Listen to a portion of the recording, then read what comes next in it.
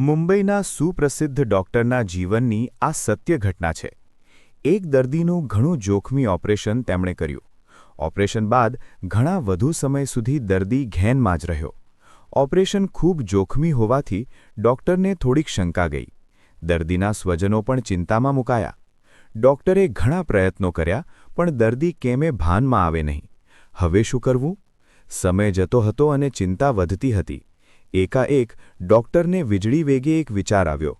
તેમણે તરત જ સ્વજનોને ભેગા કર્યા અને કહ્યું કે, આ દર્દીને કોઈપણ જાતનું વ્યસન છે ખરું?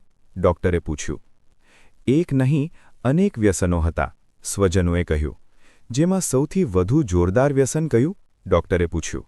હાજી, સિગરેટનું, સ્વજનોમાંના એકે કહ્યું. અને ડૉક્ટરે સિગરેટ સળગાવી. જેવો એ સિગરેટનો ધુમાડો દર્દીના નાકે ગયો કે તરત જ દર્દી જાગી ગયો અને એકદમ બોલી ઉઠ્યો, એક સિગરેટ આપો ને, મારે પીવી છે.